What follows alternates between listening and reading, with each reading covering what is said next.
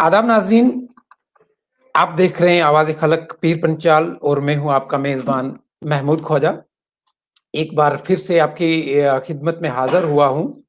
दिन को जो प्रोग्राम था उसमें नेटवर्क का बड़ा इश्यू रहा था हमें, तो मुझे उम्मीद है कि अभी हमारा नेटवर्क जो है वो कहीं न कहीं रिवाइव होगा और हम बात कर पाएँगे। तो आज का जो प्रोग्राम है मेरा जैसे प्रोग्राम का उन्वान है वो उस हिसाब से हम चले आ रहे हैं। सदाए मुफ़लिस सदाए मुफ़लिस प्रोग्राम में आप सबका खैर मकदम है। इस वक़्त मेरे साथ जो कुछ नौजवान और जुड़े हैं, ख़ासकर अगर हम पीर पंचाल की बात करें, तो पीर पंचाल को भी डिस्कस करेंगे, हम जर्नलिज़्म को भी डिस्कस करेंगे और इस वक़्त जो डोमिसाइल आया है यूनियन टेरिटरी जम्मू कश्मीर के अंदर, तो कहीं न कहीं सोशल मीडिया पे हमें ये देखने को मिला था कि काफ़ी लोग कह रहे हैं इट्स ओनली लॉलीपॉप। कोई लिख रहा था जो तीर बदला गया है, निशाना वही है। इसी सिलसिले में आज बात करेंगे हमारे साथ। सबसे पहले मैं खुशामदीद कहता हूँ अताउल्ला नियाज़ी साहब हमारे साथ हैं। अताउल्ला साहब आपका खैर मकदम है सदाए मुफ़लिस प्रोग्राम में। बहुत-बहुत शुक्रिया सर। और हमारे साथ जुड़े हैं अयाज़ मुगल साहब भी हैं हमारे साथ। अयाज़ साहब आपका भी खैर मकदम है इस प्रोग्राम में। शुक्रिया बहुत-बहुत। हाँ, तो हमारे साथ और एक नौजवान चेहरा भी जुड़े हुए हैं, सनम शाह साहब। सनम शाह साहब की भी एक्टिविटीज हमें काफी देखने को मिलती हैं यूथ में। सनम साहब आपका भी खैर मकदम है हमारे प्रोग्राम में। शुक्रिया सर, शुक्रिया। हाँ, सबसे पहले मैं आगाज करूंगा अताउल्ला नियाजी साहब से। अताउल्ला साहब, इसमें आज का जो प्रोग्राम है हमारा सदाए मुफलिस में हम डिस्कस करेंगे। सबसे पहले तो मैं ये कहूंगा कि आप कोरोना के लिए जो इस वक्त वबा फैली हुई है पूरी दुनिया में, जिसमें हमारा हिंदुस्तान भी शामिल है, तो क्या मैसेज देंगे, फिर हम अपनी बात का आगाज करेंगे। देखिए, सबसे पहले तो जो इस वक्त पूरी दुनिया के हालात बने हुए हैं, जो इस हालात से हम गुजर रहे हैं, तो मैं सबसे पहले अल्लाह ताला से यही दुआ करूंगा कि अल्लाह ताला सबको इससे महफूज रखे और बचा के रखे और इससे हमें जल्दी निपटने की जो है क्षमता दे। दूसरी चीज मैं अपील करूंगा पब्लिक से कि जो भी गवर्नमेंट की तरफ से या एडमिनिस्ट्रेशन की तरफ से जो भी प्रिकॉशंस लेने के लिए कहा गया है उन पे अमल किया जाए और जब हम सब लोग मिलकर एकजुट होकर अगर इस पर लड़ेंगे तो इंशाल्लाह बहुत जल्दी इस वबा से बाहर निकलेंगे।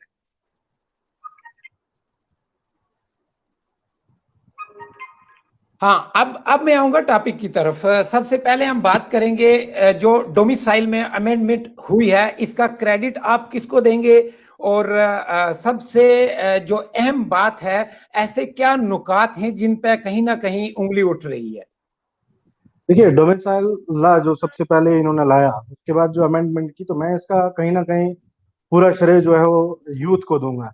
और सबसे पहली चीज, पहली बार यहाँ देखा गया कि जम्मू कश्मीर में पहली बार यूनाइट होकर जम्मू कश्मीर और पीर पंजाल या किसी भी खित्ते को अगर आप ले लेंगे, उन्होंने यूनाइट होकर आवाज को उठाया है। उसमें हम लोग भी शामिल थे। इसमें कोई एक हकदार का जो है उसको नहीं दिया जा सकता, किसी एक को इसका सहरा नहीं दिया जा सकता है, लेकिन ये सब लोगों का कलेक्टिव वर्क था जिसकी वजह से जो इनको अमेंडमेंट करनी पड़ी। जिस तरीके से यूथ ने कल से 2 दिन से प्रेशर बिल्ड किया इन पे, लगातार 2-4 बार ट्विटर स्टॉर्म किए गए और बाकी इस तरीके के जो भी प्रोटेस्ट अपने दर्ज किए, तो उनका रिजल्ट है ये कि कहीं ना कहीं हमें थोड़ा बहुत जो रिलीफ मिला है वो उसकी वजह है। लेकिन अभी आप देखेंगे, अगर अगर आप इसको पूरा जो डोमिसाइल लॉ है उसको अगर आप कंप्लीट देखें, तो अगर अभी पूरी तरीके से जिस चीज के लिए हम लोग लड़ रहे थे, वो हमारी सिर्फ लड़ाई ये नहीं थी कि हमें जॉब प्रोटेक्शन दी जाए। अब जॉब प्रोटेक्शन की जो बात आई है उसमें भी अभी एक चीज बाकी है कि जम्मू कश्मीर का डोमिसाइल होगा कौन, उसमें भी अभी क्लैरिटी नहीं है। क्योंकि इन्होंने जो मेंशन किया है कि वो शख्स जो 15 साल से जम्मू कश्मीर में रह रहा है, या फिर वो ऑफिसर जो 10 साल से जम्मू कश्मीर में सर्विस कर रहा है उसके बच्चे, या फिर वो लोग जो 7 साल से यहाँ पर स्टडी कर रहे हैं, वो डोमिसाइल होंगे जम्मू कश्मीर रियासत यूटी के। लेकिन अब बात यहाँ पर ये बनती है कि जिस चीज के लिए हम लड़ रहे थे वो ये थी कि जो परमानेंट रेजिडेंट हैं जम्मू कश्मीर के, उनके लिए एक जॉब रिजर्व की जाए।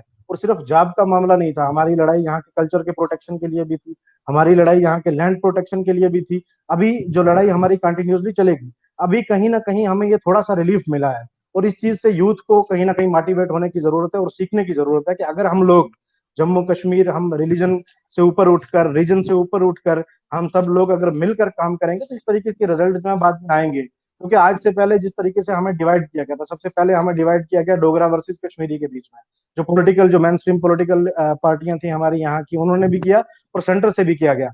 उसके बाद जब डोगरा वर्सेस कश्मीरी किया गया, फिर हिंदू वर्सेस मुस्लिम किया गया, उसके बाद हमें खितों में बांटा गया, पीर पंजाल या बाकी वैली, इस तरीके से बांटा गया। तो हम पहली बार हम सब लोग जो हैं वो यूनाइट होकर इस चीज से हम ऊपर उठे हैं और हमने अपनी आवाज बुलंद की है। तो उम्मीद है कि अगर इस तरीके के रिजल्ट हमारे 2 दिन के इस ट्विटर स्पैम या बाकी इस तरीके सोशल मीडिया पे प्रेशर बनाने से अगर ये रिजल्ट आ सकता है, तो इस चीज से हमें सीखने की जरूरत है। अगर हम लोग हाथ बनाए रखेंगे, अगर हम लोग मुत्तहिद हो जाएंगे, एक प्लेटफॉर्म पे आ जाएंगे, बाकी चीजों को आपको साइड पे रखना पड़ेगा। अब किसी के पॉलिटिकल जो आइडियोलॉजी कुछ भी हो सकती है, मैं किसी पॉलिटिकल आइडियोलॉजी से हो सकता हूँ, कोई और बाकी लोग मुख्तलिफ आइडियोलॉजी से हो सकते हैं, कुछ बीजेपी से हो सकते हैं, लेकिन यहाँ पर बात है हमारे हकूक की। और जब बात हकूक की है, वहां पर हम सब लोगों को यूनाइट हो जाना चाहिए, और उस पर हुए भी। जो होने का, जब यूनाइट होने का तो रिजल्ट हमारे पास आया है, तो अब भी मैं यहाँ से आपके माध्यम से यही मैसेज देना चाहूंगा कि आप बाकी जितने भी पॉलिटिकल डिफरेंसेस हैं, बाकी आपके जो, क्योंकि आज जो अल्लाह ताला ने जो इंसान को सोच दी है, तो हर इंसान की एक मुख्तलिफ सोच होगी, वो उसी पे सोचेगा। लेकिन हमेशा इंसान को इस चीज पे गौर करनी चाहिए कि जब बात हमारे हकूक की आए, क्योंकि जब जम्मू कश्मीर में डोमिसाइल लॉ या आर्टिकल 370 को एब्रोगेट करने के बाद जो हालात बने, उसका नुकसान सिर्फ किसी एक कम्युनिटी को नहीं हुआ है, किसी एक रीजन को नहीं हुआ है, उसका नुकसान जम्मू कश्मीर के हर बाशिंदे को हुआ है। इस चीज को हमें समझने की जरूरत है और इस पे हमें वर्क करने की जरूरत है, और आगे मिलजुल कर अगर हम लोग इन चीजों से ऊपर उठ कर आएंगे, अपनी आवाज को बुलंद करेंगे, तो यकीनन इंशाल्लाह मुझे उम्मीद है कि हम लोग इस लड़ाई को जीत सकते हैं। और जो हमारा जी अभी जो लैंड प्रोटेक्शन का मामला है, और बाकी जो हमारा कल्चर प्रोटेक्शन का, ये इस तरीके के मामला हैं, हम उन पर लड़ाई लड़ेंगे इंशाल्लाह, और हम इसमें कामयाब भी होंगे अगर हम इत्तेहाद बनाए रखें। जी अताउल्लाह साहब, मैं आपके पास आता हूं। मैं अभी अयाज मुगल साहब के पास चलूंगा। अयाज साहब, कल भी हमने, परसों भी ये चीजें डिस्कस की थी। तो अभी जब सुबह मैंने देखा है आपका एक पोस्ट आया था सोशल मीडिया पे, तो उस पर काफी लोगों के रिएक्शंस देखने को मिले हैं। तो मैं खिता पीर पंचाल की भी बात करूं अगर, तो अरसा 70 साल से हम लोग काफी खासकर सियासत को समझने में महारत नहीं रख रहे हैं। तो आप किस तरीके से समझाएंगे उन लोगों को, आया कि ये लॉलीपॉप है या इसका हमें कोई फायदा भी है? महमूद साहब, बहुत बहुत शुक्रिया। जो 2 दिन पहले जो हमारी बहस, जो इस पे बात हुई थी, डिस्कशन हुआ था, तफसीलन बात हुई थी हमारी कि आखिर हमारे साथ क्या हो रहा है। नहीं है, स्क्रीन पे नहीं है। अच्छा, ये एक दिन के अंदर किसी कानून में वापस तरमीम करना या उसको रोल बैक करना, ये खुद में एक बहुत बड़ी बात है। बिल्कुल। हमें इसे पॉजिटिव तौर पर देखना चाहिए। हमें इसमें कुछ ना कुछ जो है वो ये देखना चाहिए कि हम कहीं ना कहीं गवर्नमेंट को ये मनवाने पर जो है वो कामयाब हुए हैं कि उन्होंने कहीं ना कहीं कोई गलती की, कहीं ना जी कहीं उनको नाइंसाफी हुई है। हमें इसमें एक पॉजिटिव महमूद चीज भाई, देखनी आपकी चाहिए। स्क्रीन नहीं आ रही। हम हमेशा हमेशा जो है एक कंप्लेनिंग जो है एटीट्यूड जो है वो हमेशा हमें फायदा नहीं पहुंचा सकता। कहीं ना कहीं हमें वो एक्नॉलेज करना पड़ेगा कि अगर गवर्नमेंट कहीं ना, अब इसे आप लॉलीपॉप कहें, इसे ना जो है वो चीज जो है वो हार कहें, या इसे प्री प्लान कहें, कोई भी कह सकता है, या आइडियोलॉजी पर, और हर इंसान की अपनी अपनी सोच हो सकती है, वो उसको किसी तरह से भी ले सकता है। उसके आज़ादी है सोचने की, इसमें कोई मज़ाहिका नहीं, और मैं किसी से इसमें इख्तिलाफ भी नहीं करता हूँ। ये उनकी सोच है, उसी हिसाब से सोच रहे हैं। मेरा ये मानना है कि हमें कहीं न कहीं इसमें एक पॉजिटिव फैक्टर दिख रहा है, पॉजिटिव वाइब दिख रही है, और सबसे बड़ी जो इसमें मुझे ये पॉजिटिविटी ये दिख रही है कि यहाँ का यूथ, जम्मू कश्मीर का यूथ, और बिलखसूस जम्मू डिवीजन का यूथ, विदाउट कैटेगराइंग, इसको हम जो है चनाब वैली या पीर पंजाल को जोड़ के नहीं बात कर रहे हैं। हम वो जी तमाम 10 के 10 जो डिस्ट्रिक्ट्स हैं, जिला हैं, उनकी बात कर रहे हैं जम्मू से, और पूरी जम्मू कश्मीर के यूथ की तरफ से ये बात करते हैं कि इन्होंने ये कोशिश की है कि हम एक इत्तेहाद कर लें। और सबसे बड़ी इसमें जो कामयाबी मुझे नजर आती है वो ये है कि अवाम के अंदर ये शऊर पैदा हो रहा है कि आखिर हमें किन चीजों पर इत्तेहाद करना है और किन चीजों पर नहीं करना है। हमारा फ्यूचर किस चीज में सिक्योर है और किस चीज में सिक्योर नहीं है। मतलब देखिए, पॉलिटिकल एफिलिएशन से हटकर लोग आगे आए, किसी ने नहीं देखा बिल्कुल। कि हमने किसको वोट किया, हम किसके साथ एसोसिएटेड हैं, हम किस पार्टी को हमने जो है वो कल तक खड़े थे उनके साथ खड़े थे, सब कुछ उन्होंने साइड पे रखा।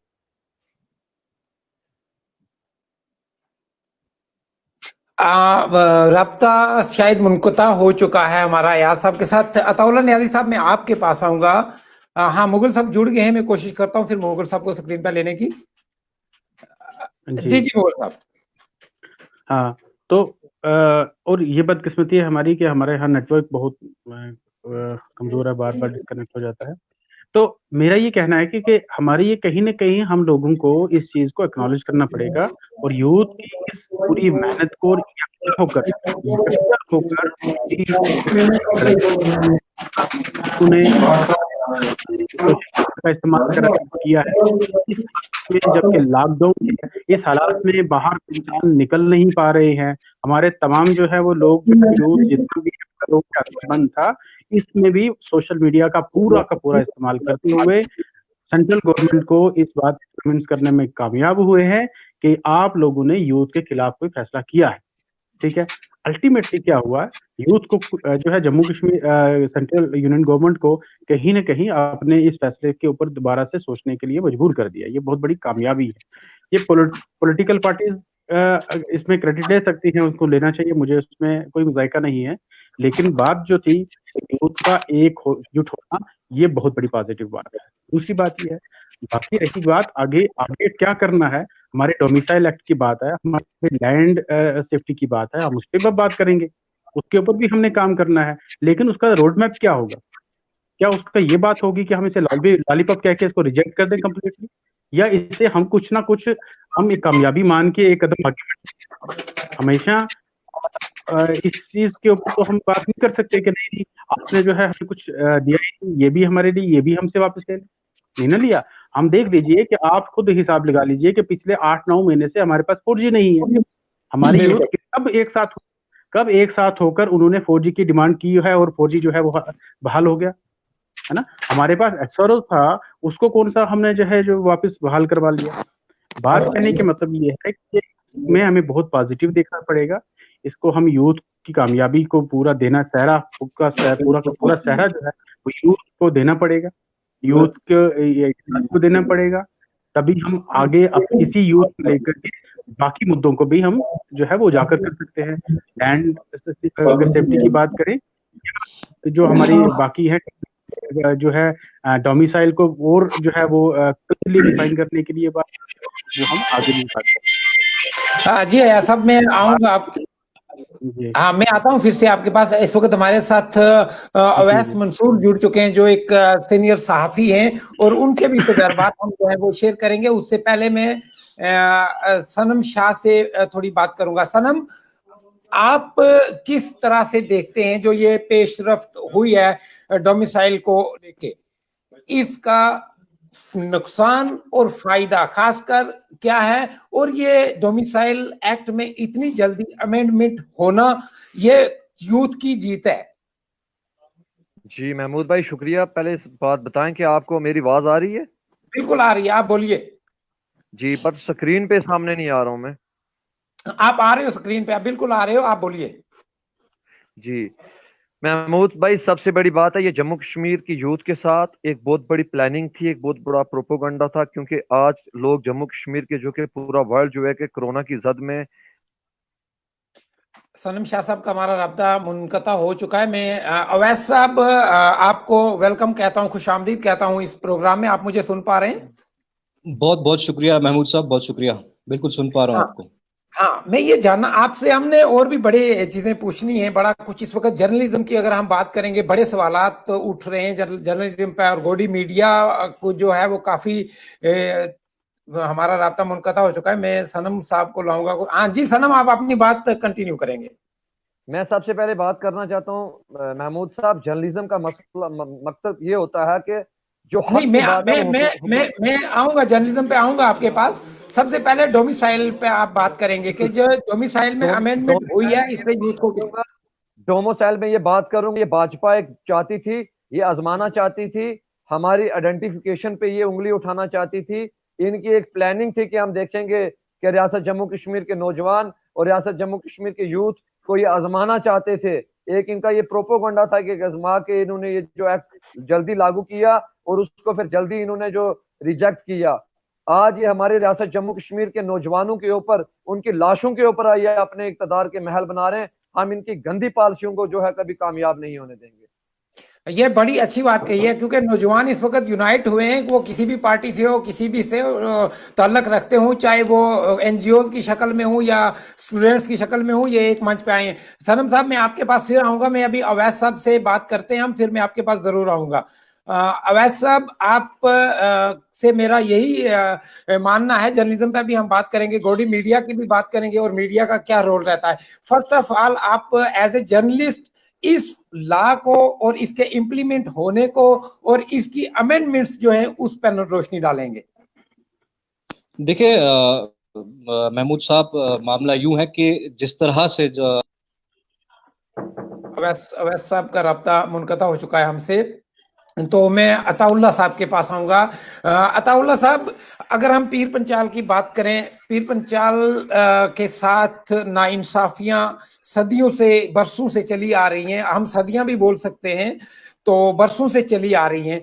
अब जहां तक मैंने एक चीज ऑब्जर्व की है जम्मू की लीडरशिप में, और जम्मू की सियासी जो लीडर हैं, उन्होंने रातों रात जो यूथ को देखा, सोशल मीडिया पे देखा यूथ को, तो रातों रात उन्होंने जाके मरकजी सरकार से गुहार लगाई और इस डोमिसाइल लॉ में अमेंडमेंट जो है वो करवाई है। आप खिता पीर पंचाल की मैं बात करूंगा, उन लीडरों का क्या वजूद है और वो लीडर कैसे होने चाहिए, उनको कैसे प्लेटफॉर्म पे सामने सबको आना चाहिए था, जो भी देखने को हमें नहीं मिला है। देखिए, खिता पीर पंजाल में आज से पहले अगर आप देखेंगे तो कभी भी जो हमारी लीडरशिप है उसको यूनाइट होते हमने अपने इशू के लिए नहीं देखा है। हमारे लिए वही पुरानी कहावत जो कही जाती थी कि हम कश्मीर को देंगे फंडस और जम्मू को देंगे कंट्रैक्ट और राजौरी पुंछ को देंगे मीठी मीठी बातें। हमारे साथ आज तक यही हुआ है और यही नाइंसाफियां हुई हैं। और उसका हम अगर आप ये कहें कि अगर पॉलिटिकल लीडर ही जिम्मेदार हैं तो वो भी नहीं है, उसमें हम लोगों की भी कहीं ना कहीं जिम्मेदारी बनती है। क्योंकि आज तक पॉलिटिकल लीडर हम लोगों को इस चीज पर डिवाइड करते रहे, गुजर पहाड़ी पर डिवाइड करके। क्योंकि लास्ट में जब भी इलेक्शन होता है राजौरी पुंछ में, आप खिताई पीर पंजाल की अगर बात करेंगे तो वहां पे जब भी इलेक्शन होता है तो इलेक्शन के टाइम पे एक चीज बहुत आम हो जाती है, एक स्लोगन बहुत आम तमाम पॉलिटिकल पार्टियां देना शुरू हो जाती हैं, वो ये कि जो आज कौम को यूनाइट होना चाहिए, कौम खतरे में है। मुझे आज अताउल्लाह साहब, मैं आपके पास आऊंगा क्योंकि मुझे लगता है आपका जो नेटवर्क है वो ठीक है। सबसे पहले मैं ओवैस से बात करूंगा, उनका नेटवर्क मुझे वीक लग रहा है। जी ओवैस साहब, अपनी बात रखेंगे। जी महमूद साहब, आपने सही कहा, नेटवर्क वीक है। आप नेटवर्क देख रहे हैं, फिलहाल तो नेटवर्क था नहीं, अब आ गया तो इस तरह से है। रेंगती हुई जिंदगी जी रहे हैं हमें, हमारे जम्मू कश्मीर के अवाम, और हम भी साथ साथ इनके। तो मैं अपने आबाई इलाके भदरवा में हूँ और नेटवर्क पूरे जो है यूटी का आप समझते हैं बहुत अच्छी तरह से। लेकिन ये बेमिसाल चीजें जो हैं शायद हमारे साथ जम्मू कश्मीर की अवाम के साथ जो आज तक होता आ रहा है 5 अगस्त के बाद से लेके, देखिए मनसूखी भी लॉकडाउन में हुई, कोई भी फैसला हुआ तो लॉकडाउन में हुआ, किसी कर्फ्यू के अंडर, या पूरा एक जो है मेजॉरिटेरियन तरह से जो है इम्प्लीमेंट किए जा रहे हैं कानून। बात आपने डोमिसाइल की, तो डोमिसाइल की अगर हम बात करें तो डोमिसाइल में जो कुछ परसों था उसमें एक चीज हटा के उन्होंने एक कंपटीशन को, जो कि वैसे ना के बराबर था, लेकिन अगर समझें तो यहाँ पे ज्यादा अवैस साहब का राब्ता जो है आपसे मुनक़ता हो चुका है। जी नियाज़ी साहब, आप रखेंगे कंटिन्यू। देखिए, मैं बात कर रहा था कि आज से पहले हमें जिस तरीके से जो डिवाइड किया गया, इन्होंने इलेक्शन के टाइम पे एक ही चीज आम रही हमारे यहाँ खिताई पीर पंजाल में कि कौम खतरे में है, यूनाइट हो जाइए। मुझे आज तक इस चीज की समझ नहीं आई, जितने सालों से मैं इस चीज को देख रहा हूँ, सियासत को देख रहा हूँ खिताई पीर पंजाल, तो मुझे आज तक इस चीज की समझ नहीं आई कि हमें खतरा किससे है और कौम को खतरा किस चीज से है। अगर आप पहाड़ियों की बात करें, गुजरों की बात करें, तो मैं गुजरों की ये बात करूंगा कि जब आसिफा रेप जो हुआ उसमें सबसे बड़ी चीज थी वहां पर उस बच्ची के लिए आवाज उठाने की। लेकिन बहुत अफसोस की बात है कि कम्युनिटी का एक भी लीडर सामने आके उस चीज को कंडेम नहीं किया और उस चीज की लड़ाई के लिए लड़ाई नहीं लड़ी। और उसके बाद अगर आज जो कोरोना वायरस से जो हम गुजर रहे हैं, तो आप राजौरी पुंछ जो खिताई पीर पंजाल है उसके हेल्थ केयर सिस्टम को आप देख लीजिएगा। आज कोई सामने आकर वहां पर वेंटिलेटर्स की बात नहीं कर रहा है, वहां पर ये नहीं कह रहा है कि हम अपनी कौम के लिए आज वेंटिलेटर देंगे। तो ये सिर्फ जुमले थे जो इलेक्शन में लाकर इन्होंने हमें इस्तेमाल किया और वोट बैंक की राजनीति की, जिसमें हम भी यूज होते गए और तभी अब तब से लेके आज तक हम लोग सिर्फ वोट बैंक के लिए इस्तेमाल ही हुए हैं, लेकिन हमारा डेवलपमेंट का काम कुछ नहीं हुआ है। तो आज जरूरत है कि यूथ इस चीज को समझे, सामने आए और सिर्फ डेवलपमेंट की राजनीति को वोट दे। वो शख्स जो हमारी डेवलपमेंट कर सकता है, जो हमारे एजुकेशन सिस्टम को बेहतर कर सकता है, जो हमारे हेल्थ केयर सिस्टम को बेहतर कर सकता है, और वो शख्स जो हमारे बच्चों की आने वाली जिंदगी को बेहतर बना सकता है तालीम के जरिए। जो आप अगर देखेंगे आज मतलब बहुत सारे टीचर हैं जो स्कूलों में नहीं जाते, उनसे पूछने वाला कोई नहीं है, उनको बैक भी करने वाले हमारे पॉलिटिकल लीडर हैं। तो ये चीज आज किफायत पीर पंजाल के यूथ को समझने की जरूरत है, और उनको ये चीज समझनी चाहिए कि अगर हम लोग यूनाइट होकर कहीं ना कहीं इस जो डोमिसाइल लॉ आया है, इसमें अगर थोड़ी सी कोई तरमीम हुई है, इसमें कोई हमें नई चीज नहीं मिल गई है, हमें इस चीज को सेलिब्रेट भी नहीं करना मैं चाहिए। आऊंगा आपके पास, न्याज साहब मैं आऊंगा। अवैस से हम बात कर लेते हैं। जी अवैस।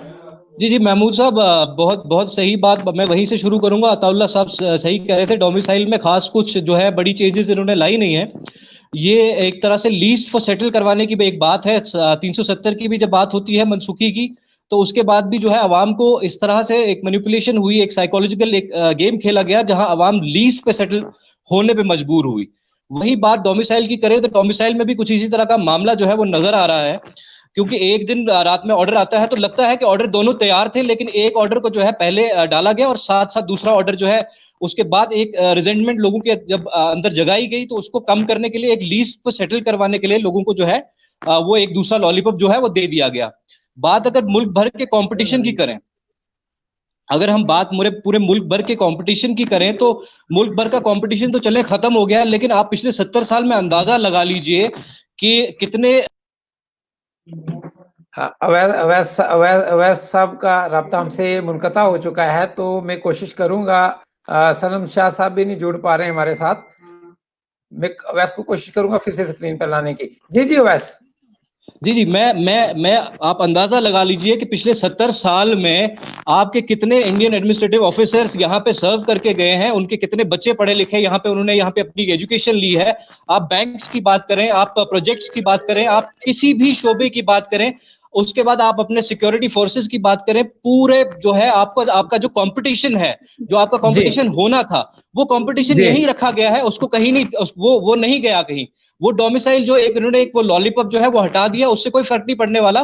कंपटीशन आपका जू का तू है। ये मिसगाइड जो है हमेशा से करते आए हैं, इन्होंने साइकोलॉजिकली जो है लोगों को जो इन्फ्लुएंस किया, और कहीं ना कहीं जो है एक साजिश के तहत जम्मू कश्मीर के लोगों के साथ, यूथ के साथ जो है ये नाइंसाफियां करते आए हैं। जी हाँ, तो अभी अवैस क्योंकि सिग्नल बड़ा वीक है आपका, मैं उससे बात करता हूं आपके साथ के जर्नलिज्म की अगर हम बात करेंगे, इस वक्त मीडिया में काफी चीजें, मीडिया पे उंगलियां उठ रही हैं जो गोडी मीडियाज हैं, तो आप क्या कहते हैं कि जर्नलिज्म के एथिक्स क्या होने चाहिए? जर्नलिज्म को जिंदा रखने के लिए हमें, जो जर्नलिस्ट लोग हैं, उनके लिए आपका क्या मैसेज है? देखिए, जर्नलिज्म की जब जहां तक बात होती है, आजकल का जर्नलिज्म जो है, जर्नलिज्म एक पायस चीज थी कभी। हम भी उतने मतलब इस मामले में उतने समझदार तो नहीं है, लेकिन थोड़ा बहुत जितना हम समझते हैं कि एक साफ पाक चीज होती थी। एक लोगों के बीच में और इंतजामिया, एडमिनिस्ट्रेशन, गवर्नमेंट के बीच में एक ब्रिज करने वाले लोग थे जो लोगों के लिए होते थे। ये अवैस से फिर राब्ता हमारा टूट चुका है। जी मैं अताउल्लाह साहब आपको कहूंगा कि आप अपनी बात जो है वो मुकम्मल आगे कंटिन्यू रखेंगे। वही मैं बात कर रहा था कि जिस तरीके से अगर हम सब लोग यूनाइट होकर अगर आज हमने आवाज बुलंद की, और डोमिसाइल लॉ में थोड़ी सी जो अमेंडमेंट हुई है 1-2%, उस चीज को राजौरी खित्ता पीर पंजाल की यूथ को भी समझना चाहिए कि आज आपको सामने आने की जरूरत है। और जितने भी पॉलिटिकल लीडर ये लास्ट में जो इलेक्शन वक्त में जाके हमें जो जिस तरीके से इस्तेमाल करते हैं, हमें इस चीज के खिलाफ अपनी आवाज बुलंद करनी चाहिए, और हमें समझना चाहिए कि कौन लीडर है हमारा बेसिकली। और ये जो पैराशूट से बेसिकली जो पॉलिटिकल पार्टीज जो लीडर हमें फेंकती हैं, हमें इनको एक्सेप्ट नहीं करना चाहिए। हमारे साथ अमूमन ये हुआ है कि पॉलिटिकल पार्टियों ने कोई अपने लीडर वहां पर चुन लिए, उसके बाद थ्रू पैराशूट वो हम पे भेजे गए, और उनको ना ही वहां की आवाम का आज तक दर्द समझ में आया, और ना ही वो आवाम के लिए कुछ कर पाए। तो ये एक सबसे बड़ा मसला रहा है। आज अगर यूथ इस तरीके से जो अवेयर हुई है, यूथ को चाहिए कि वो सामने आए, अपनी आवाज बुलंद करे। और सबसे बड़ी चीज राजनीति में ये नहीं होती है कि आप राजनीति में, पॉलिटिक्स में सामने आएंगे और वहां पर इलेक्शन लड़ेंगे तभी कौम का काम हो सकता है। लेकिन मेरे हिसाब से पॉलिटिक्स में ये होता है कि अगर आप किसी को वोट कास्ट कर रहे हैं मैं तो मैं अपोजिशन माफी चाहूंगा, लेकिन फिर से चले गए हैं अवैस जी। जी, आप कंटिन्यू रखेंगे। ये नेटवर्क की ये हालत है। कम से कम मेरी गुजारिश है, मेरी अपील है सेंट्रल गवर्नमेंट से, लेफ्टिनेंट जो हमारे गवर्नर हैं उनसे भी मेरी गुजारिश है कि कम से कम 4G को खुदारा बहाल कीजिए, ताकि यूथ कम से कम अपनी बात तो कह सके, अवेयर हो सके। तो अब सब कुछ हो गया है, मुझे लगता है कहीं ना कहीं 4G को भी चलना चाहिए। जी जी, देखिए हम बात कर रहे थे, तो जरूरी नहीं है कि तमाम लोग जो है पॉलिटिकल पार्टियां ज्वाइन करें, इलेक्शन कंटेस्ट करें, उसके बाद ही जाके वो कहीं अपने इलाके का काम कर सकते हैं। आज जी जरूरत ये है कि यूथ को सवाल खड़ा करना चाहिए कि जो पॉलिटिकल लीडर हमसे क्या वादा करके जो इलेक्शन लड़े थे, हमारी तरफ से आप खिताए पीर पंजाल में तो मैंने नहीं देखा आज तक कि कोई मैनिफेस्टो तैयार हुआ है और उस जी मैनिफेस्टो पे इलेक्शन लड़ा गया हो। क्योंकि पॉलिटिकल पार्टियों के लीडर आते हैं, एक गुज्जर होता है, एक पहाड़ी होता है, आपस में इलेक्शन लड़ते हैं और एक जीतता है, एक हार जाता है। तो आज जी यूथ को इस चीज को समझने की जरूरत है कि आप उस जो जो भी कोई पॉलिटिकल लीडर आपके पास वोट मांगने के लिए आए, आप उससे सबसे पहले ये चीज पूछें कि आपका विजन क्या है, आप क्या करना चाहते हैं हमारे लिए, आप हमारे हेल्थ केयर सिस्टम को किस तरीके से बेहतर बना सकते हैं। और उसके बाद अगर वो लोग उस पर काम करने से फेल होते हैं तो फिर यूथ को सवाल खड़ा करना चाहिए। तो यूथ को नहीं, तमाम लोगों को सामने आकर उस चीज पे आवाज बुलंद करनी चाहिए और सवाल पूछना चाहिए कि जो वादे आपने हमसे इलेक्शन में किए थे उन वादों पे काम क्यों नहीं हुआ। और इस तरीके से मेरे हिसाब से राजौरी पुंछ जो खिताई पीर पंजाल है, उसकी जो राजनीति को हम बेहतर बना सकते हैं, वहां की सियासत कहीं ना कहीं बेहतर हो सकती है जो लोगों के हित में होगी। अदरवाइज हम उसी तरीके से जैसे 70 सालों से इस्तेमाल होते आ रहे हैं, आगे भी हम ये लोग हमें इसी तरीके से इस्तेमाल करेंगे और हम अपना फायदा लेते रहेंगे।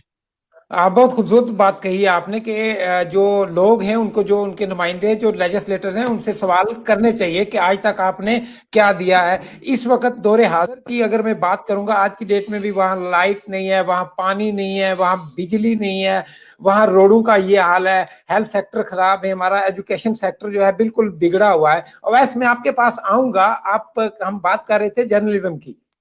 जी जी जी। जी जर्नलिज्म की जी बिल्कुल, मैंने कहा कि एक रिश्ता होता है कि लोगों के बीच में एक ब्रिज करने की बात है, जर्नलिस्ट और गवर्नमेंट या इंतजामिया की बात हो रही है। लेकिन आज कुछ अलग किस्म का जर्नलिज्म हो रहा है। कुछ लोग तो एक पॉलिटिकल पार्टी के माउथ पीस हैं और जो छोटे छोटे इलाकों, इसको ज्यादा मतलब बड़ा ना करते हुए, सर्कल को छोटा कन्फाइन करके बात करें, तो अपने अपने इलाकों की बात करें। तो यहाँ पे जर्नलिज्म माउथ पीस एडमिनिस्ट्रेशन का है। मैं आपको आज का वाकया बताऊं, अपने भद्रवा के इलाके में हूं। मैं जहां तक समझ रहा हूं, लोगों का एक जो है दिक्कतें इस वक्त हाईलाइट करना एक जर्नलिस्ट का फर्ज है, उसका काम है। लेकिन बजाय बिल्कुल इसके कि वो लोगों की दिक्कतें हाईलाइट करे, वो क्या कर रहा है, वो एडमिनिस्ट्रेशन की अपीजमेंट में लगा हुआ है, एक पिटी गेंस के लिए। तो ये लेवल है इस टाइम जर्नलिज्म का जो है रियासत में भी। और बड़े आप गोदी मीडिया की जो बात कर रहे हैं या बाकी मैं आपने नाम भी दिया, बट मैं इसमें नहीं जाऊंगा। लेकिन एक अपीजमेंट, एक अपॉर्चुनिटिस्ट अप्रोच, एक मतलब मौका परस्ती की तरह से जर्नलिज्म हो रहा है। अवाम के लिए कहीं भी लग नहीं रहा कि जर्नलिस्ट सीरियस हैं सोशल इश्यूज के लिए, या कोई भी जो है क्राइम या किसी भी तरह का जर्नलिज्म जो है वो मॉरल्स पे जो है, बेसिक प्रिंसिपल्स पे उस पे काम नहीं हो रहा। काम अपनी तर्ज पे हो रहा है और अपने ही जो है अपॉर्चुनिटी के हिसाब से, उस हिसाब से जो है लोग काम कर रहे हैं। ये बहुत बदकिस्मती की बात है कि जर्नलिज्म एक इम्पॉर्टेंट पिलर है। अब मैं ये तो नहीं कहूंगा पिलर ऑफ डेमोक्रेसी, लेकिन एक इम्पॉर्टेंट पिलर है जिसकी जिसकी जिसकी वजह से जो है एक लोग जो है, लोगों की अपनी मुश्किलात जो है इंतजामिया और सरकार तक पहुंचती हैं, वो भी नहीं पहुंच पा रही। जर्नलिस्ट जो है वो खास तौर पे बिजी है अपीजमेंट पे, और जो है माउथ पीस बना हुआ है जो है पॉलिटिकल पार्टीज का। जी जैसे हमने बार बार सुना है, जो हमारे आइकन हैं, जो जर्नलिज्म के किंग हैं, हम रवीश कुमार की अगर बात करें, तो रवीश जी ने बारहा ये चीज बोली है कि आप टीवी देखना छोड़ दीजिए, जी आप टीवी जी। मत देखो। क्योंकि ये जो हैं क्या करते हैं, ये आज का जर्नलिज्म जो है ये क्रिमिनल है, ये बिल्कुल आपस में लड़ाता है। अभी आप बात कर लीजिए, हम चलते हैं तबलीगी जमात पे जो पाबंदियां लगाई गई हैं या उन पे जो उंगलियां उठी हैं, हम ये नहीं मानते कि उन्होंने अच्छा किया है, हम ये नहीं मानते जी उन्होंने अच्छा किया, उनको वो चीज मेंटेन करनी चाहिए थी। लेकिन रेस्ट ऑफ महमूद, जाके आप देखें, एक साइड मैं चीफ मिनिस्टर जाके शादी अटेंड करता है, दूसरी तरफ हम बात करेंगे ये जो गौमूत्र पार्टी होती है, गोबर पार्टी होती है, उसमें और तबलीगी जमात वालों ने जो किया, मुझे नहीं लगता कि उसमें कोई फर्क था। महमूद जी, मैं लेकिन महमूद जी, इससे पहले कि मेरा हक इंटरनेट वाला मुझे फिर से छीन लिया जाए, मैं जी कुछ बातें जो है जर्नलिज्म के रिलेटेड करना चाहूंगा। मैं नेटवर्क हमारा आप समझते हैं क्या है, हमारे हालात जो है वो भी आप बेहतर समझते हैं। जी। लेकिन बात जो आप कर रहे हैं जर्नलिज्म और कम्युनल सेटअप की, जो आप बात कर रहे हैं, कम्युनल माइंडसेट की बात कर रहे हैं, देखिए आज हिंदुस्तान अगर जब प्रधानमंत्री जो है किसी भी स्टेज पे किसी भी मुल्क के अंदर जाते हैं तो वो ये कहते हैं कि आतंकवाद जो है सबसे बड़ा मुद्दा है। जी। देखिए मैं अवैस अवैस फिर हमसे कट चुके हैं, तो मुगल साहब मैं आपके पास आऊंगा। एक मिनट में कोशिश करता हूं, मैं सनम को ले लेता हूं, अगर सनम आ जाते हैं स्क्रीन पर। सनम, आप सुन रहे हैं मुझे? जी जी बिल्कुल। हाँ सनम, आप अपना कैमरा थोड़ा ठीक कीजिएगा, आपकी जो स्क्रीन पर कैमरा है वो ठीक नहीं है। हाँ अब ठीक है। सनम, आप मुझे बताएं कि राजौरी की अगर हम बात करेंगे, 70 सालों में आप भी एक पार्टी से जो है ताल्लुक रखते हैं, 70 सालों में पीर पंचाल के लीडरों ने पीर पंचाल को क्या दिया है? मैं सबसे पहले कहूंगा 70 साल से लेके आज तक पीर पंजाल खित्ते को सिर्फ धोखा दिया गया है, फ्रॉड किया गया है, झूठ बोला गया है। और इन लीडरों ने क्या किया है, बैंकॉक और स्विट्जरलैंड और जम्मू और बठिंडी में अपने मकान और बाहर के विदेशों में अपना पैसा जमा किया है, और दिल्ली में जो इन्होंने बड़े बड़े फ्लैट्स लिए हुए हैं और इन्होंने कुछ नहीं किया। हाँ नहीं, आप भी तो एक पार्टी के साथ जुड़े हुए ना, उस पार्टी ने क्या किया है जो आप पार्टी के साथ जुड़े हो? देखो, कांग्रेस की सरकार थी, गुलाम नबी आजाद साहब हमारे पूरे हिंदुस्तान की शान है, उन्होंने मेडिकल कॉलेज रजौरी में दिया। जी ठीक है, मेडिकल कॉलेज सनम, उन्होंने रजौरी दिया। जी, ये मैं मेडिकल कॉलेज मैं रजौरी में किसकी देन थी? मैं अवैस आपके पास आता हूं, फिर से मैं कोशिश करता हूं। अवैस कट चुके हैं, मैं कोशिश करता हूं। हाँ मुगल साहब, मैं आपके पास आता हूं। जैसे सनम साहब ने बात की है कि मेडिकल कॉलेज राजौरी में दिया है, तो आप इस पर नजर डालेंगे? अगर हाँ, मेरा ये मुद्दा है, आज का ये मुद्दा है, डोमिसाइल पे भी बात करनी बहुत जरूरी है, उसकी अमेंडमेंट्स पे बात करनी जरूरी है। मुझे उम्मीद है कि हमारा जो अवाम है, खासकर में पीर पंचाल की अगर आज हम बात करेंगे, जम्मू के, मैं ये भी एक याद दिलाता चलूं सब नाजरीन को जितने भी देख रहे हैं मुझे, कि इस चीज में जम्मू सूबे की अगर मैं बात करूं, जम्मू के यूथ का बहुत बड़ा योगदान है आज की इस जीत में। सबसे पहले मैं अयाज साहब आपको कहूंगा कि आप इस पे पहले नजर डालेंगे कि जो जम्मू के यूथ का रोल रहा है इस बार, इसमें जीत है तो मैं कहता हूं कि वो जम्मू के यूथ की है। बिल्कुल मैं आपसे सहमत हूँ क्योंकि जम्मू के नौजवान, जम्मू का यूथ कम से कम इस बात को समझने में कामयाब तो हुआ है कि आखिर हम लोगों की कामयाबी आखिर किस में है। क्या उस पॉलिटिक्स में जिसमें हम लोग बिल्कुल मुंतशिर होके हम कम्युनल माइंडसेट बना के अपना नुकसान करने में, या फिर एक साथ इकट्ठा होकर डेवलपमेंट के इश्यूज के ऊपर एक साथ आवाज उठाने में। ये जम्मू के यूथ को मैं मुबारकबाद भी दूंगा कि वो समझे हैं आज। वो इस बात के लिए मैं उनको जो है वो कामयाबी की, उनके साथ साथ जम्मू के यूथ को आप देख लीजिएगा पर्टिकुलरली, और इन जनरल मैं सारी की सारी जम्मू कश्मीर की यूथ को जो है वो मुबारकबाद दूंगा। जी बात ये नहीं है कि हम लोगों ने वो क्या हासिल किया। देखिए, बात ये है कि हमने इस वक्त सबसे बड़ा जो है वो इत्तेहाद हासिल किया है, वो यूनिटी बिल्कुल। हासिल की है। ये बहुत बड़ी जो है कामयाबी हम लोगों की है। हमें उसको गौर से देखना चाहिए, उसे बड़े समझना चाहिए कि आवाम, आज का यूथ अपने फ्यूचर के लिए कितना ज्यादा सेंसिटिव है। ये बात हमारे लिए बहुत जरूरी है। तो अब रही के बात कि आगे क्या करना है, उसके लिए यही यूथ है, यही लोग हैं, यही बात करेंगे आगे। जब जब जम्मू ही के यूथ को ये समझ में आ गया कि उनकी नौकरियां खतरे में है, तो वो जो है वो सोशल मीडिया ही के थ्रू जो है उन्होंने अपने प्रोटेस्ट को रजिस्टर किया। जैसे भी किया, बहुत जोर से किया, शोर से किया, और सरकार को उसका अपना उसको रोल बैक करना पड़ा। अब इसको आप इसी एंगल से भी देखते रहेंगे, अपने अपने सियासी लोगों की जो भी हो सकता है उनका कुछ भी हो सकता है। मैं दोहराई नहीं है, मैं किसी से इख्तिलाफ नहीं करता हूँ उस बात के लिए। लेकिन आवाम, यूथ ने इस बात को समझा है, और यही यूथ है जो आगे अपने कल्चर को बचाने के लिए, देखिए कल्चर क्या है, जब भी हमारे पास बाहर से लोग आएंगे तो जी हमारे लिए एक कल्चर जो होता है वो डाइल्यूशन होना, ये बहुत बड़ा खतरा होता है। जब भी जी बाहर से लोग आएंगे, हमारे कल्चर जो है वो बिल्कुल डाइल्यूट होना हो जाएगा, वैनिश होना शुरू हो जाएगा। तो ये डोगरा के लिए भी खतरा है, क्योंकि सबसे ज्यादा जो अगर खतरा है वो डोगरा कल्चर को ही है। क्योंकि सबसे ज्यादा वल्नरेबल जो है वो जम्मू, कठुआ और सांबा है। ये उनको अब भी समझना पड़ेगा। ऐसा नहीं है कि आज सिर्फ जॉब पे बात हो गई है। अगर लैंड की बात करेंगे, अगर लैंड सेफ्टी की बात करेंगे यहाँ, तो वो भी सबसे ज्यादा जो खतरा वो कठुआ, अयाज साहब मैं आपको रोकूंगा यहाँ, मैं आपके पास कंटिन्यू रहूंगा। अवैस का जो नेटवर्क है वो बड़ा खराब है। जी अवैस, अब अपनी बात रखेंगे आप। जी जी, नेटवर्क मेरा नहीं, एक्चुअली पूरी हमारी रियासत का ये माफी चाहूंगा, यूटी का नेटवर्क खराब है, तो ये दिक्कतें सबको फेस करनी है। जी जी जी। हाँ, हम बात कर रहे थे दौरे हाजिर के जर्नलिज्म की, तो उस पे आप बात रख रहे थे, लेकिन अनफॉर्चुनेटली बस नेटवर्क वही 2G में जी रहे हैं, तो क्या करें, हाँ हम तो 50 साल पहले चले गए।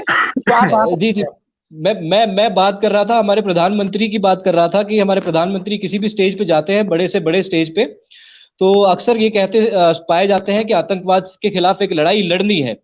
लेकिन आतंकवाद के खिलाफ जो है एक लड़ाई जो है वो लड़ना जिस तरह से लड़ी जा रही है, क्या उससे आतंकवाद खत्म होगा?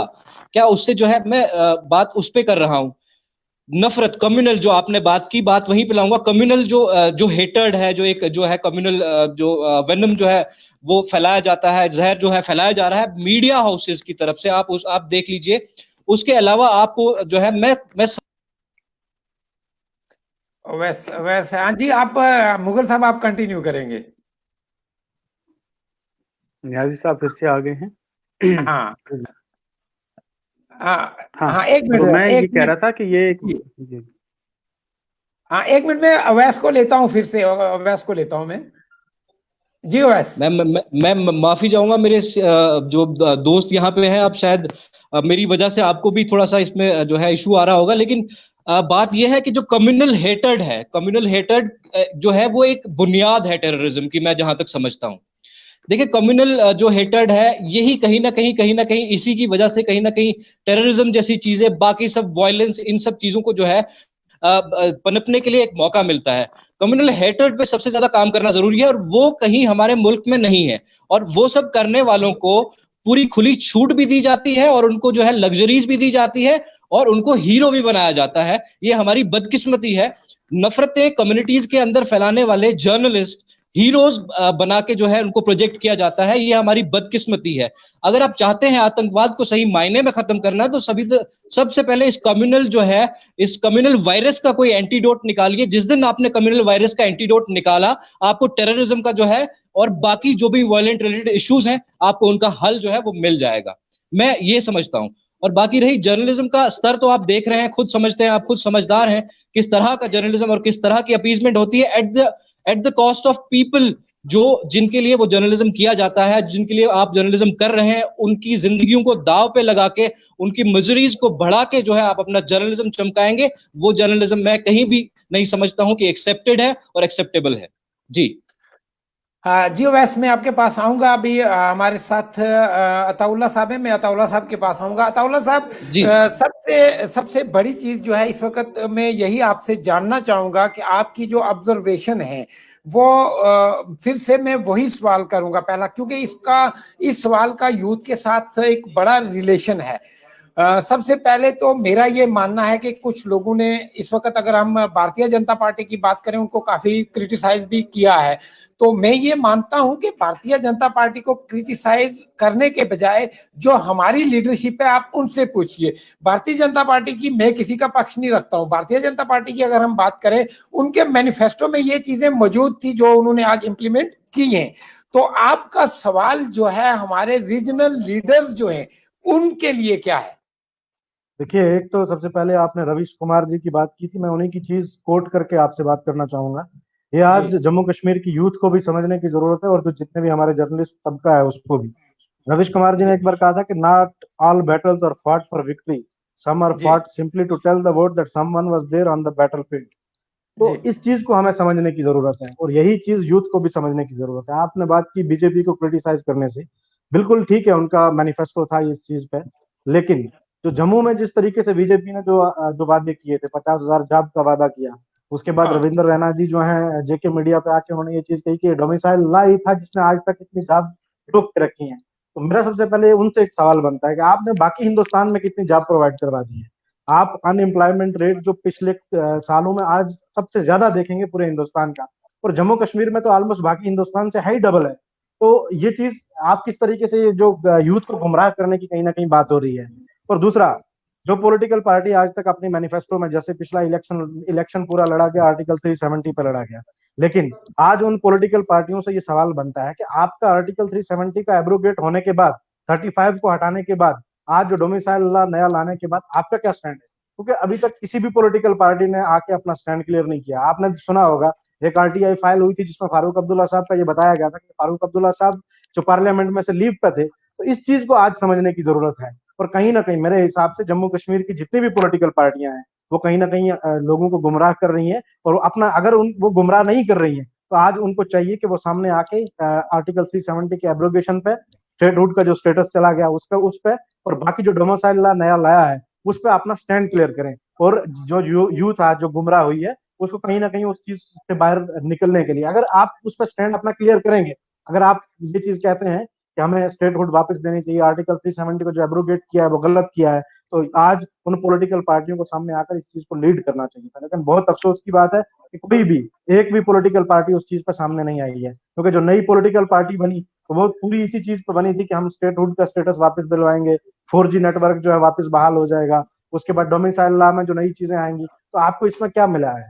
डोमिसाइल लॉ जो लाया वो टोटली जो एंटी यूथ है, एंटी जेंट के किसी भी रीजन पे। आप अगर उसमें कश्मीर के यूथ की बात करें, जम्मू के यूथ की बात करें, कहीं की भी यूथ की बात करें, तो जो नया डोमिसाइल लॉ आया है उसका कहीं ना कहीं सबको नुकसान होने वाला है, उसको सबका नुकसान होगा। और 5 अगस्त के बाद जब ये आर्टिकल 370 एब्रोगेट हुआ उसके बाद बहुत सारे लोगों ने इस चीज पर जश्न भी बनाया, लेकिन उसके नुकसान और फायदे अब दिखने को मिल रहे हैं। तो ये चीज हमें समझने की जरूरत है और यही सवाल आज यूथ को खड़ा करना चाहिए। और सिर्फ बीजेपी से नहीं बल्कि जम्मू कश्मीर की तमाम पॉलिटिकल पार्टियों से ये सवाल बनता है, चाहे वो नेशनल कॉन्फ्रेंस हो, कांग्रेस हो। अभी सनम जी बात कर रहे थे कि हमने गुलाम नबी आजाद साहब पूरे हिंदुस्तान की जान थे और उन्होंने राजौरी पुंछ में जो है हमें मेडिकल कॉलेज दे दिया। मैं उस पर एक सवाल खड़ा करना चाहता हूँ कि आज तक कभी भी जितनी भी पॉलिटिकल पार्टियां हैं वो अगर हमें एक मेडिकल कॉलेज दे दिया, एक रोड दे दी, तो ये भीख समझ के क्यों दी जाती है? क्या आप इतने सालों से आप हमसे सीटें लेते हैं, आप हमसे वोट लेते हैं, क्योंकि कितने सालों से कितना पीर पंजाल में कांग्रेस को कितनी सीटें जा रही हैं, लेकिन आप इसको भीख समझ के मत दीजिएगा। ये वहां के लोगों का हक है। अभी किसी भी पॉलिटिकल पार्टी ने वहां के लिए कुछ भी नहीं किया, अभी बहुत करने की जरूरत है। और अभी आपको तो बाकी हालात जो बाद में अपना हम डेवलपमेंट की बात करेंगे, अभी जो कोरोना वायरस और दूसरा डोमिसाइल लॉ, जो दो चीजें हमारे सर पे मंडरा रही हैं, हमें उन चीजों पे बात करनी चाहिए। आपने मेडिकल कॉलेज दे दिया, लेकिन वहां पे कितने वेंटिलेटर्स हैं आपने जो वहां की आवाम के लिए दिए हैं? सनम आप मुझे सुन पा रहे हैं? आपने माइक को जो है वो म्यूट किया हुआ है। हाँ, आपकी स्क्रीन पे माइक है, उसको ऑन कीजिए।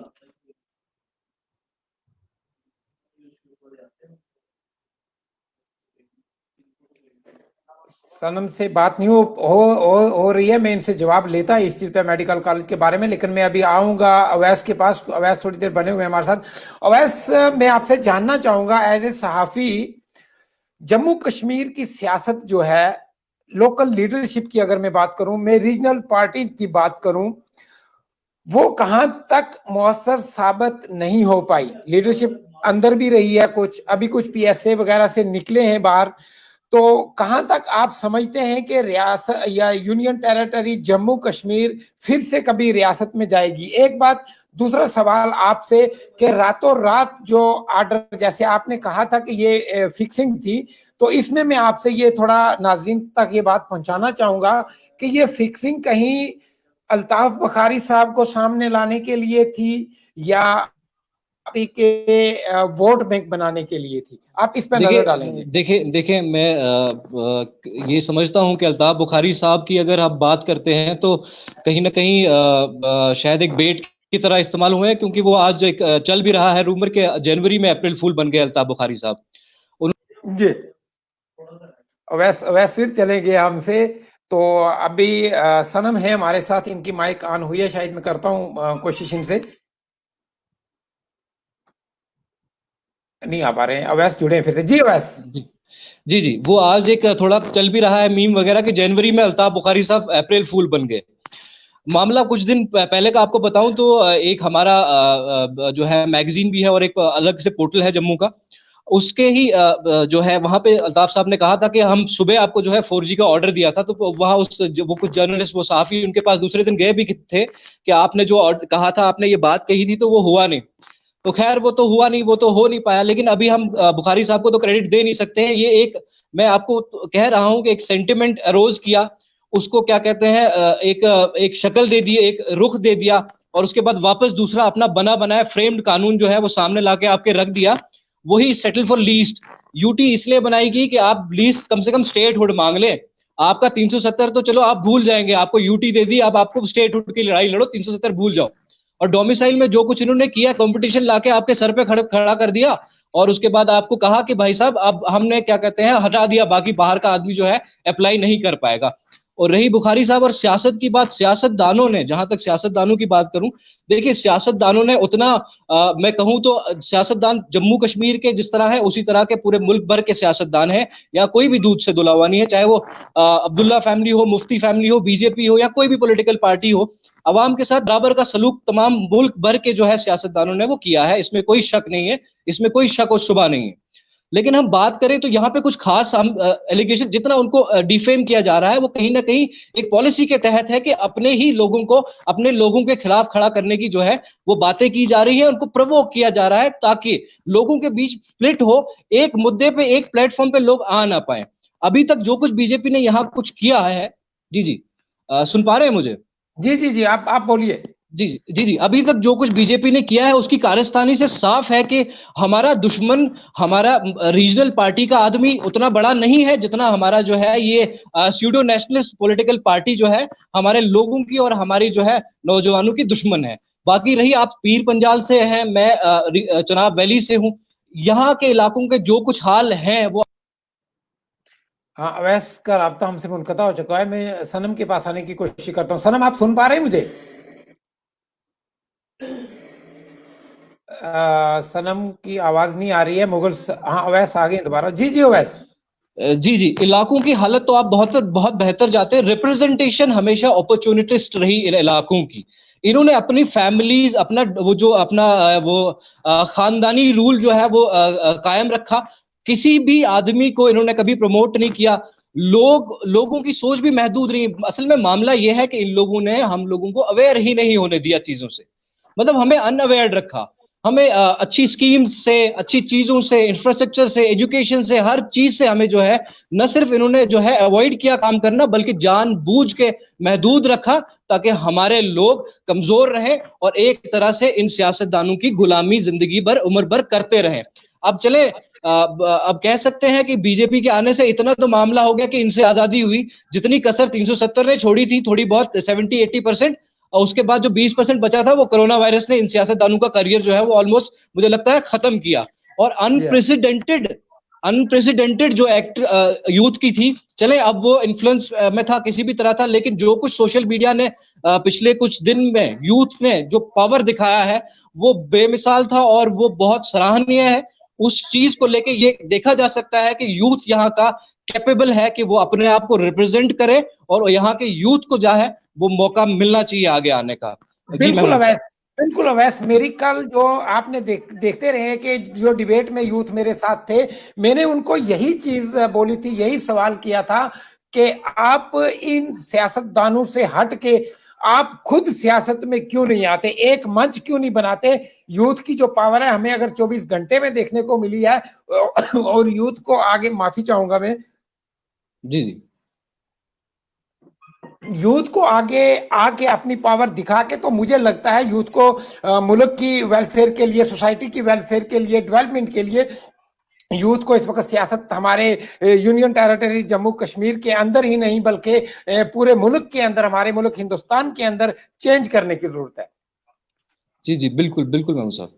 हाँ, महमूद साहब, तो आप यूथ का जो इस वक्त है ना, इस वक्त यूथ को समझना बहुत जरूरी है कि उनका यहाँ तो कंपलसरी हो गया है उनका आना। बात ये नहीं है कि वो आएंगे, वो पावरफुल है, उनको आना पड़ेगा, उनको अवेयर होना पड़ेगा, उनको एक प्लेटफॉर्म पे खड़ा होना पड़ेगा ताकि वो अपना फ्यूचर, अपनी आने वाली जनरेशन का फ्यूचर जो है सिक्योर कर सके। अदरवाइज मैं आपको बता दूं, शायद 30 साल के बाद मैं कहूं डोगरा जो है एक नाम जिसकी बात हो रही है वो नहीं होगा, और मैं कहूं तो शायद 50 साल के बाद कश्मीरी भी नहीं होगा, और जम्मू कश्मीर का वजूद जो है वो कहीं नहीं होगा अगले 50 साल में। जिस रफ्तार के साथ साजिशें हो रही है जम्मू कश्मीर के साथ, जिस रफ्तार के साथ लोगों को जो है मिसगाइड, मिस इन्फॉर्म और जो है लोगों को जो है शिकार किया जा रहा है, उस तरह से वो यही लगता है कि आने वाले वक्त में 50 साल के अंदर जम्मू कश्मीर में जम्मू के ना डोगरे होंगे और ना कश्मीर के कश्मीरी होंगे। यहाँ पे जो कुछ होगा वो बाकी लोग आप खुद बेहतर जानते हैं कौन लोग होंगे। हाँ, अवैस का राब्ता हमसे मुनक़ता हो चुका है, तो मैं मुगल साहब आपके पास आऊंगा अवैस की यही बात लेके कि जम्मू में डोगरा नहीं रहेगा, कश्मीर में कश्मीरी नहीं रहेगा, तो कौन होगा यहाँ? हाँ, मैं पहले ही अर्ज कर चुका हूँ, अपनी बात रख चुका हूँ इसमें कि डोगरा जो है कल्चर सबसे ज्यादा वल्नरेबल जो इस वक्त है वो डोगरा कल्चर है, क्योंकि बिकॉज वो सबसे ज्यादा एक्सपोज्ड अगर वो होगा तो वो सबसे ज्यादा जो है वो डोगरा कल्चर है। क्योंकि जी जम्मू, कठुआ और सांबा जो है वो डायरेक्टली जो है वो किसमें है, अपने इन्फ्लुएंस में रहेंगे बाहर के कल्चर में, और सबसे ज्यादा डायल्यूशन जब से सबसे पहले ये डोगरा कल्चर को होगी। और हमें समझने की ये जरूरत ये है कि आखिर जो ये डोमिसाइल लॉ या जिसे हम स्टेट सब्जेक्ट लॉ कहते हैं, यानी जमीन बचाने का लॉ, आखिर ये कौन गया था उस वक्त महाराज के पास, और आखिर क्यों गया था वो? बिल्कुल। ये तो डोगरा ही गए थे, डोगरा रूलर था। ये उन्हीं को खदशा था कि हमारे जो आउटसाइडर्स हैं और ये जो एडजाइनिंग हमारे पास हमारी रियासतें हैं, उस वक्त पंजाब था, कि पंजाब जो है वो हमारी यहाँ से सारी जमीनें खरीद गए हैं और हमारी नौकरियां जो है वो उनके हाथ में चली गई हैं, तो लिहाजा उनसे हमारी हिफाजत की जाए। ठीक है, तो अब ये हुआ कि आज वही डोगरा, उन्हीं डोगरा से हम ये सवाल करते हैं, क्या आप अपनी अपनी चंद कुछ जो है वो ग्रजेस के लिए क्या अपने लीगेसी को खत्म कर देंगे, अपने कल्चर को खत्म होने देंगे, अपने कल्चर को डाइल्यूट होने देंगे? अपनी जमीनों को बेच बाज करके कहाँ जाएंगे आप? हमारे पास है ही क्या? हमारे कल्चर और जमीन के अलावा हमारे पास कुछ भी नहीं है। और हमारी हालत कौन सी होगी जो महाराष्ट्र में मराठास की हो रही है? अगर हम बात करें, अगर शिवसेना जो है महाराष्ट्र नवनिर्माण सेना, वो आखिर उनका मुद्दा क्या रहा है? उनका मुद्दा तो यही था कि बाहर के लोग यहाँ पर आके उन्होंने हमारी जमीनें खरीद ली, हम लोगों की बिजनेस कर ली, और यहाँ का जो लोकल लोग है वो आज भी झोपड़पट्टी में रहता है। तो क्या हम उसी राह पे तो नहीं चल रहे? क्या उसी तरह की अपनी तहजीब, अपना सारा कुछ कहीं दांव पे तो नहीं लगा रहे? शायद कुछ सियासतदानों के जो हथकंडे में आके। अच्छा, रही बात कश्मीर की, कश्मीर को भी बिल्कुल फ़र्क पड़ने वाला है। आज नहीं पड़ा, 10 साल बाद पड़ेगा, 15 साल, 20 साल बाद पड़ेगा, लेकिन पड़ेगा। लेकिन जो इमीडिएट इफ़ेक्ट जो पड़ेगा वो डोगराहीज़ को पड़ेगा। हमारे पहाड़ियों को भी इसके बाद पड़ने वाला है, हमारे गुजराइयों को भी पड़ने वाला है, सबको ये फ़र्क पड़ेगा, लेकिन वो बाद में होगा। कल्चर, लैंग्वेज, हमारी जो है, और ज़मीनें जब ये जाना शुरू हो जाएँगे तो हम इकोनॉमिकली बहुत बैकवर्ड हो जाएँगे, हम सोशली बहुत बैकवर्ड हो जाएँगे, हम हर तरह से जो है वो पिछड़ जाएँगे। तो ये ज़रूरी है आवाम, आज के यूथ को ये समझना, क्योंकि मैं इसीलिए बार-बार जो है वो इसको एक कामयाबी के रूप में क्यों देखता हूँ, क्योंकि आवाम जो है और ख़ासकर यूथ जम्मू कश्मीर का और बिलख़ुसूस जम्मू का यूथ जो है, वो इस बात को समझने में कामयाब हुआ है कि उसकी कामयाबी ये डिवाइडेड पोल पॉलिटिक्स में नहीं है, उसकी कामयाबी किसी पर्टिकुलर पार्टी को अपीज़ करने के या खुश करने के लिए नहीं है। अगर आपने किसी को अपना नेता बनाया है, तो आपको जो है वो उसके एवज़ में डेवलपमेंट चाहिए, नौकरियाँ चाहिए, इकोनॉमिक एवेन्यूज़ चाहिए, आपकी सुरक्षा चाहिए, आपके ज़मीनों और सारी चीज़ों को जो है उनकी हिफाज़त भी उनकी ज़िम्मेदारी बनती है। तो अगर अभी ये अवाम के अंदर ये शऊर आ रहा है, अगर उनके अंदर ये समझ में चीज़ आ रही है, तो ये बहुत बड़ी कामयाबी है, और इसको हमें कहीं न कहीं पॉज़िटिव लेना चाहिए, और इसी से हमें अगली लड़ाई जो है वो शुरुआत उसकी करनी चाहिए। हाँ जी, अयाज मैं सनम के पास आऊंगा। सनम, आप मुझे सुन पा रहे हैं? आपकी माइक जो है अभी भी हाँ, सनम आपकी माइक जो है वो लॉक की हुई है। सनम से बात नहीं हो पा रही है। मैं ओवैस के पास आऊंगा।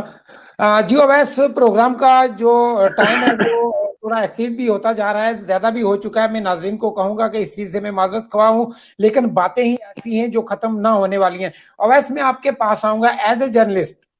किसी पार्टी की सपोर्ट नहीं, किसी मजहब की सपोर्ट नहीं, किसी धर्म की सपोर्ट नहीं, बिल्कुल गोरे और काले की सपोर्ट नहीं, बेलाग होके आज के यूथ को आपका क्या मैसेज रहेगा कि उनको यूनिटी जैसे दिखाई है, ऐसे और कहां-कहां उनको यूनिटी दिखानी चाहिए अपनी पावर बनाने के लिए?